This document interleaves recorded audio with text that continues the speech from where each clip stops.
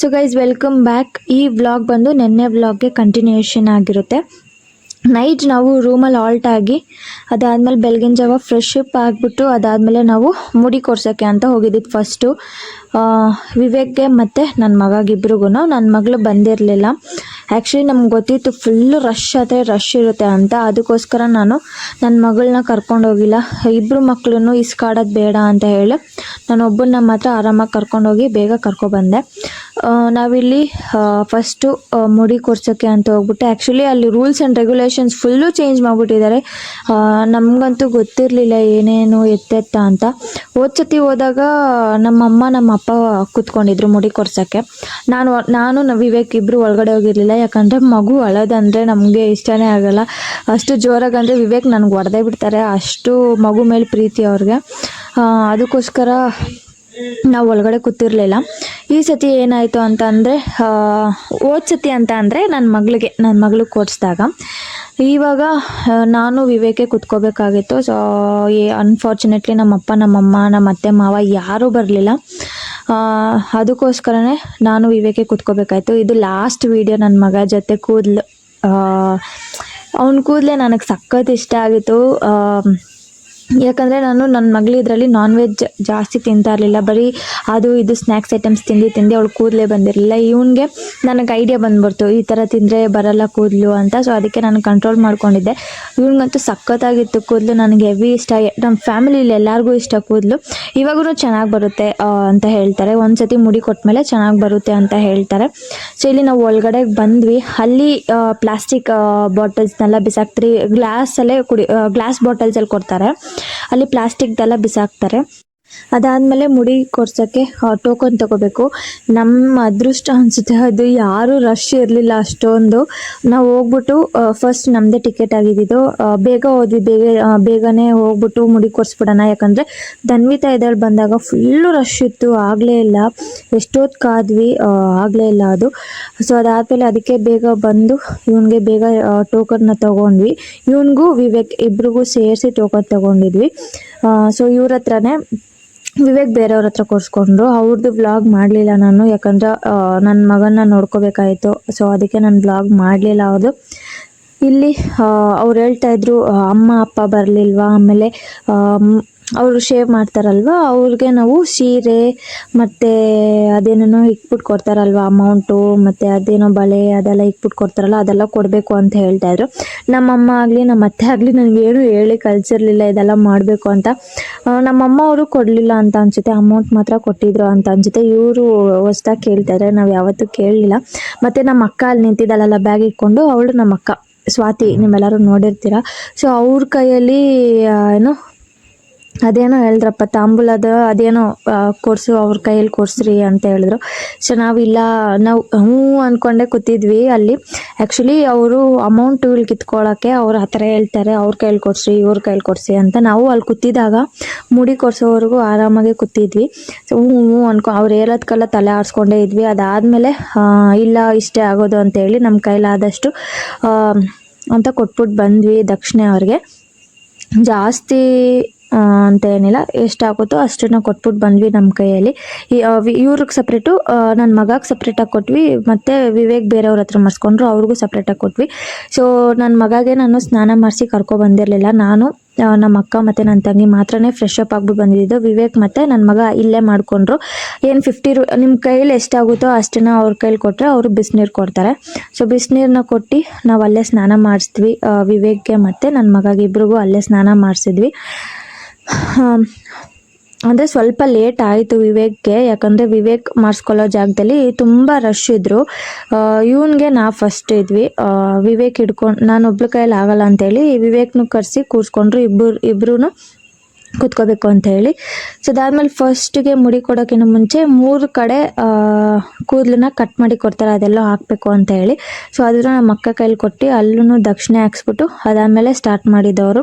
ತುಂಬ rules and regulations ಮಾಡ್ತಾರೆ ಇವರಂತೂ. ಅದೇ ಶೇವ್ ಮಾಡೋರ ಹತ್ರ ಅಷ್ಟು ಕೊಡಬೇಕು ಇಷ್ಟು ಕೊಡಬೇಕು ಅಂತ ಕಂಡೀಷನ್ ಹಾಕ್ತಾರೆ. ಬಟ್ ನಮ್ಮ ಕೈಲಿ ಎಷ್ಟಾಗುತ್ತೋ ಅಷ್ಟನ್ನ ಕೊಡ್ಬೋದು, ಯಾಕಂದರೆ ಅಲ್ಲಿ ಅವ್ರಿಗೆ ರೂಲ್ಸ್ ಆ್ಯಂಡ್ ರೆಗ್ಯುಲೇಷನ್ಸ್ ಫಾಲೋ ಮಾಡಬೇಕು. ಅವರು ಆ ಥರ ಕೇಳೋ ಆಗಿಲ್ಲ ಅವ್ರಿಗೆ ರೈಟ್ಸು. ಬಟ್ ನಾವು ಎಷ್ಟಾಗುತ್ತೋ ಅಷ್ಟನ್ನ ಕೊಡ್ಬೋದು. ಅಲ್ಲಿ ಬಿಸಿನೀರಿಗೆ ಅಂತಲೇ ಸಪ್ರೇಟ್ ರೂಮ್ ಇದೆ, ಅಲ್ಲಿ ನೀವು ಅಲ್ಲೇ ಸ್ನಾನ ಮಾಡ್ಬೋದು. ಅಥವಾ ನಿಮ್ಗೆ ಅಲ್ಲಿ ಇಷ್ಟ ಆಗಿಲ್ಲ ಅಂದರೆ ಬೇರೆ ಕಡೆ ಆದರೂ ಇನ್ನೂ ಸ್ವಲ್ಪ ಮುಂದೆ ಹೋದರೆ ಕಾರ್ ಪಾರ್ಕಿಂಗ್ಸ್ ಎಲ್ಲ ಇರುತ್ತೆ. ಸೊ ಅಲ್ಲಿ ನೀವು ಬಿಸಿನೀರನ್ನ ತೊಗೋಬೋದು, ಆರಾಮಾಗಿ ಸ್ನಾನ ಮಾಡ್ಕೋಬೋದು. ನೀವು ನೋಡ್ಬೋದು, ಅಂದರೆ ಎಲ್ಲ ಶೇವ್ ಎಲ್ಲ ಆದಮೇಲೆ ವಿವೇಕ್ದು ಎಲ್ಲ ಕಂಪ್ಲೀಟ್ ಶೇವ್ ಆದಮೇಲೆ ಅವನು ಅವ್ರ ಅಪ್ಪ ಹತ್ರ ಹೋಗಲೇ ಇಲ್ಲ, ಕಂಡು ಹಿಡಿಲೇ ಇಲ್ಲ ಅವ್ರ ಅಪ್ಪನ ಅಂತ ಡೌಟ್ ಆಗಿಬಿಟ್ಟಿತ್ತು. ಆಮೇಲೆ ನಾನು ಎತ್ಕೊಂಡು ಸಮಾಧಾನ ಮಾಡಿ, ಆಮೇಲೆ ಅವರು ಅವನ್ನ ಒಂಥರ ಲೈಕ್ ಏನೇನೋ ಚಿಕ್ಕ ಪುಟ್ಟ ನೇಮ್ಸಲ್ಲಿ ಕರೀತಾರೆ, ಚಿನ್ನಿ ರನ್ನ ಅದು ಇದು ಏನಾನ ಕರೀತಾರೆ. ಸೊ ಆ ಥರ ಕರೆದಾಗ ಅವನಿಗೆ ಇಮ್ಯಾಜಿನ್ ಮಾಡಿಕೊಂಡು ಅದಾದಮೇಲೆ ಹೋಗಿರೋದು. ಅವನು ಎಷ್ಟೊತ್ತು 1 to 3 hours ಹೋಗಲೇ ಇಲ್ಲ ಅವ್ರ ಅಪ್ಪ ಹತ್ರ. ಆಮೇಲೆ ಆರಾಮಾಗಿ ಹೋದ. ಎಷ್ಟು ರಶ್ ಇತ್ತು ಅಂದರೆ ಹೇಳೋಕ್ಕಾಗಲ್ಲ, ಅಷ್ಟು ರಶ್ ಇತ್ತು. ಸೀರಿಯಸ್ಲಿ ಅಷ್ಟು ರಶ್ ಇತ್ತು, ಹೇಳ್ಬಾರ್ದು ನಾವು. ಬಟ್ ನಮ್ಮ ಅಕ್ಕಗೂ ನನ್ನ ತಂಗಿಗೆ ದರ್ಶನ ಆಗಿಲ್ಲ. ನಿಜ ಹೇಳ್ಬೇಕಂದ್ರೆ ದರ್ಶನ ಆಗಿಲ್ಲ ಅವ್ರಿಗೆ. ನಾವು ಸುಪ್ಪದಮ್ ಅಂತ ಒಂದಿದೆ, ಅಲ್ಲಿ ಮಕ್ಕಳಿದ್ರೆ ಮಾತ್ರನೇ ಬಿಡೋದು ಅವರು. ಅಂದರೆ ತಂದೆ ತಾಯಿ ಮಕ್ಕಳನ್ನ ಮಾತ್ರನೇ ಬಿಡೋದು. 5 years ಒಳಗಡೆ ಇರಬೇಕು ಮಗು, 5 to 10 years ಒಳಗಡೆ ಇರ್ಬೋದು. ಸೊ ನಾವು ಅಲ್ಲಿ ಹೋದ್ವಿ. ಇವಾಗ ಏನೇನೋ ರೂಲ್ಸ್ ಮಾಡಿಬಿಟ್ಟಿದ್ದಾರೆ ಅಲ್ಲೂ, ಬರ್ತ್ ಸರ್ಟಿಫಿಕೇಟ್ ಬೇಕು, ಅದು ಬೇಕು ಇದು ಬೇಕು ಅಂತ. ಬಟ್ ನಾನೇನು ತೊಗೊಂಡೋಗಿರಲಿಲ್ಲ, ಆರಾಮಾಗಿ ಬಿಟ್ಟರು ನನ್ನ. ಯಾಕಂದರೆ ನನ್ನ ಮಗಳಿಗೆ ನಾನೇನು ತೊಗೊಂಡೋಗಿರಲಿಲ್ಲ, ನನಗೆ ಗೊತ್ತೂ ಇರಲಿಲ್ಲ. ಸೊ ಅಲ್ಲಿ ಹೋದ್ವಿ ಆರಾಮಾಗಿ. ನಿಜ ಹೇಳ್ಬೇಕಂದ್ರೆ ನೀವು ನಂಬ್ತಿರೋ ಬಿಡ್ತಿರೋ, ಜಸ್ಟ್ ಹಾಫ್ ಆನ್ ಅವರ್ಗೆ ನಮಗೆ ದರ್ಶನ ಆಗಿದೆ. ಜಸ್ಟ್ ಹಾಫ್ ಆನ್ ಅವರ್ಗೆ 11 o'clock ಏನೋ ಹೋದ್ವಿ, 11:30 ಅಷ್ಟರಲ್ಲಿ ದರ್ಶನ ಆಯಿತು. ಸ್ವಲ್ಪ ಆಚೆ ಬರೋಕ್ಕೆ ಲೇಟ್ ಆಯಿತು ಅಷ್ಟೇ, ಯಾಕಂದರೆ ತುಂಬ ರಶ್ ಇತ್ತು. ಮತ್ತು ಇವಾಗ ಫಸ್ಟೆಲ್ಲ ಲಾಡು ಕೊಡ್ತಾಯಿದ್ರು ಪ್ರಸಾದ ಒಳಗಡೆ. ಇವಾಗ ಲಾಡು ಕೊಡೋಲ್ಲ, ಪ್ರಸಾದ ಥರ ಕೊಡ್ತಾರೆ, ಏನೋ ಪುಳಿಯೋಗರೆ ಏನೋ ಕೊಡ್ತಾರೆ. ತುಂಬ ಚೆನ್ನಾಗಿ ಮಾಡಿದರು ಪುಳಿಯೋಗರೆ, ಏನೋ ಸಖತ್ತಾಗಿತ್ತು ಅಂತಲೇ ಹೇಳ್ಬೋದು. ನಾನು ಹೋದಾಗಂತೂ ಹೆವಿ ರಶ್ ಇತ್ತು. ನೀವು ಮುಂದೆ ಹೋಗ್ತಾ ನೋಡ್ತೀರಾ, ನಾನು ಅದು ಕೂಡ ಹಾಕ್ತೀನಿ. ನನ್ನ ಮೇಲ್ಗಡೆ ಏನು ಫೋನ್ನ ತೊಗೊಂಡೋಗಿರಲಿಲ್ಲ, ಯಾಕಂದರೆ ನನ್ನ ತಂಗಿ ನಮ್ಮ ಅಕ್ಕ ಇಬ್ಬರು ಇದ್ರು ಅಂದ್ಬಿಟ್ಟು ನಾನು ಅಲ್ಲೇ ಕೊಟ್ಬಿಟ್ಟು ಹೋಗಿದ್ದೆ ಸುಪ್ಪದಮ್ಮ ಹತ್ರನೇ. ದರ್ಶನ ಮಾಡೋದಕ್ಕೂ ಮತ್ತು ದೇವ್ರಿರೋದಕ್ಕೂ ನನ್ನ ತಂಗಿ ಸುಪ್ಪದಮ್ಮಲ್ಲಿ ಕೂತಿದ್ಲು. ಸೊ ಅಲ್ಲಿಗೆ ಜಸ್ಟ್ ಹಾಫ್ ಆನ್ ಅವರ್ ಅಷ್ಟೇ ದರ್ಶನ. ಸೊ ತುಂಬ ಖುಷಿ ಆಯಿತು ನನಗೆ. ನೋಡಿ ಎಷ್ಟು ಮುದ್ದಾಗಿ ಕಾಣ್ತಾ ಇದ್ದಾನೆ ಅಲ್ವಾ, ಮುದ್ದು ಕೃಷ್ಣ ಥರನೇ. ಸೊ ಅಲ್ಲೆಲ್ಲರೂ ಎತ್ಕೊಳ್ಳೋರು, ಒಳಗಡೆ ಅಂತೂ ಎಲ್ಲರೂ ಎತ್ಕೊಂಡು ಮುದ್ದಾಡ್ತಾಯಿದ್ರು. ತುಂಬ ಜನ ಪಾಪ ಮಕ್ಕಳನ್ನ ಹಿಡ್ಕೊಂಡು ಕುತ್ಕೊತಾಯಿದ್ರು. ನೀವು ಯಾರನ್ನ ಹೋದರೆ ಮಕ್ಕಳಿಗೆ 2 ಬಾಟಲ್ ನೀರು, ಸ್ನ್ಯಾಕ್ಸು ಆ ಥರದ್ದೇನೋ ತೊಗೊಂಡೋಗಿ ಒಂದು ಬ್ಯಾಗೆಲ್ಲ ಅಲೋ ಮಾಡ್ತಾರೆ. ಬ್ಯಾಗ್ಸ್ ಎಲ್ಲ ಅಲೋ ಮಾಡಲ್ಲ ಅಂತೇನಿಲ್ಲ, ಬ್ಯಾಗೆಲ್ಲ ಅಲೋ ಮಾಡ್ತಾರೆ.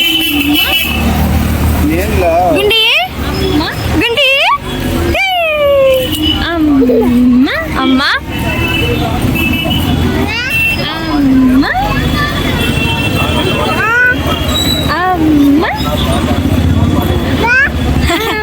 ಎಷ್ಟು ಕ್ಯೂಟಾಗಿ ಹೇಳ್ತಾನಲ್ಲ.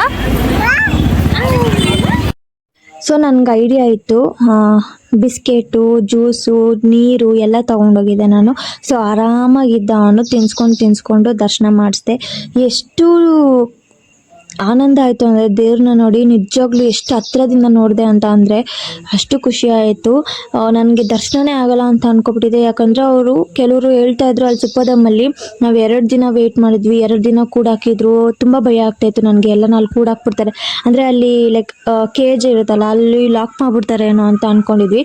ಬಟ್ ಆ ಥರ ಏನೂ ಲಾಕ್ ಆಗಿಲ್ಲ, ನಮ್ಮ ದೇವ್ರದ್ದು. ಅಲ್ಲಿ ಯಾರೋ ಒಬ್ರು ಹೇಳ್ತಾಯಿದ್ರು, ತಾತ ಜಸ್ಟ್ ನಾನು ಹೇಳ್ತಾ ಇದ್ದೆ ವಿವೇಕ್ಗೆ, ಜಸ್ಟ್ ಆಫ್ ಟೈಮ್ ನೋಡಿದಾಗ ನಾನು ಹೇಳ್ತಾ ಇದ್ದೆ ಅವ್ರಿಗೆ, ಜಸ್ಟ್ ಹಾಫ್ ಆನ್ ಅವರಲ್ಲಿ ನಮಗೆ ದರ್ಶನ ಆಯಿತು ಕಣೆ ಅಂತ ಅಂದಿದ್ದಕ್ಕೆ ನಿಮಗೆ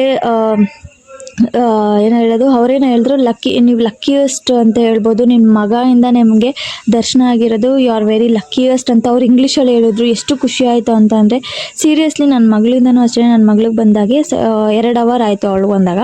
ನನ್ನ ಮಗನಿಗೆ ಜಸ್ಟ್ ಹಾಫ್ ಆನ್ ಅವರ್ ಆಗಿತ್ತು. ಸೊ ತುಂಬ ಖುಷಿ ಆಯಿತು. ಬಟ್ ಎಷ್ಟು ಜನ ಇದ್ದಾರೆ ನೋಡಿ, ನಡೆಯೋಕ್ಕೂ ಆಗ್ತಾ ಇರಲಿಲ್ಲ ಪಾಪ. ಅಲ್ಲಿ ಯಾರೋ ಫಿಟ್ಸ್ ಬಂದು ತಲೆ ಸುತ್ತ ಬಿದ್ದೋಗ್ಬಿಟ್ಟಿದ್ರು, ಅಷ್ಟು ಜನ ಇದ್ದರು ಅಲ್ಲಿ. ಸೀರಿಯಸ್ಲಿ ಆಗೋದೇ ಇಲ್ಲ ಈ ಥರ ರಶ್. ನವಂಬರ್ವರೆಗೂ ಇರುತ್ತೆ ಅಂತ ಹೇಳ್ತಾ ಇದ್ರು, ಬಟ್ ಇವಾಗ ಸ್ವಲ್ಪ ಕಮ್ಮಿ ಆಗಿರುತ್ತೆ ಅಂತ ಅನಿಸುತ್ತೆ. ಸೊ ಇದು ಪಾರ್ಟ್ 2 ಆಗಿರುತ್ತೆ. ನೆಕ್ಸ್ಟು ಏನೆಲ್ಲ ಬರುತ್ತೆ ಅಂತ ಹೇಳ್ತೀನಿ. ನಾವು ಕೆಳಗಡೆ ಹೋಗಿದ್ವಿ, ಅಂದರೆ ಇಲ್ಲ ಅಲ್ಲೇ ಮೇಲೆ ಅಂತ ಅನಿಸುತ್ತೆ, ಅದು ಯಾವುದಾದ್ರೂ ದೇವಸ್ಥಾನ ತೋರಿಸಿದ್ರು. ಸೊ ಅದು ಕೂಡ ಬರುತ್ತೆ ನೆಕ್ಸ್ಟ್ ವ್ಲಾಗಲ್ಲಿ. ಅದಾದಮೇಲೆ ಕೆಳಗಡೆ ತಿರುಪತಿಗೆ ಹೋಗಿದ್ವಿ. ಅಲ್ಲಿ ನಿಜವಾಗ್ಲೂ ಹೇಳ್ಬಾರ್ದು, ಅಷ್ಟು ಅಷ್ಟು ಮೇಲ್ಗಡೆ ಎಷ್ಟು ರಶ್ ಇತ್ತು ಅಷ್ಟು ಡಬಲ್ ರಶ್ ಇತ್ತು ಅಲ್ಲಿ. ಯಾಕಂದರೆ ನರಸಿಂಹಸ್ವಾಮಿ ಜಯಂತಿ ಇತ್ತು ನೆಕ್ಸ್ಟ್ 2 ಡೇಸ್ ಬಿಟ್ಕೊಂಡು, ಅದಕ್ಕೆ ಫುಲ್ ರಶ್ ಇತ್ತು. ಅದಾದಮೇಲೆ ನಮಗೆ ನನಗೂ ನನ್ನ ತಂಗಿರಿಗೆ ಮತ್ತು ನಮ್ಮ ಅಕ್ಕಗೆ ಟಿಕೆಟ್ ಬೇಕಾಗಿತ್ತು. ಅಲ್ಲಿರೋ ಹೆಡ್ ಆಫೀಸರು ವಿವೇಕ್ಗೆ ಫ್ರೆಂಡು. ಸೊ ಅದಕ್ಕೆ ನಾವು ಕೇಳಿದ್ವಿ ಅವ್ರಿಗೆ ಫೋನ್ ಮಾಡಿಬಿಟ್ಟು. ಅವ್ರು ಹೇಳಿದ್ರು, ಇಲ್ಲ ನಿಮ್ಗೆ ಟಿಕೆಟ್ ಬೇಕಂದರೆ ಒಂದಿನ ಮುಂಚೆನೇ ಹೇಳಬೇಕು, ಮತ್ತು ಅಲ್ಲಿ ನರಸಿಂಹಸ್ವಾಮಿ ಜಯಂತಿ ಇತ್ತಲ್ವ ಅಲ್ಲಿ ಹೋಮಕ್ಕೆ ಕೂತ್ಕೋಬೇಕು ನೀವು ಗಂಡ ಹೆಂಡತಿ, ಅವಾಗೇ ಟಿಕೆಟ್ ಸಿಗೋದು ಅಂತ ಹೇಳಿದ್ರು. ಅದು ಹೋಗ್ಲಿ ಬಿಡು ಬೇಡ ಅಂತ ಹೇಳಿ ತಿರ್ಗಾ ಒಂದಿನ ಕಾಯಬೇಕಲ್ಲ, ಮುಡಿ ಕೊರ್ಸಿದ ತಕ್ಷಣ ದರ್ಶನ ಮಾಡಬೇಕು.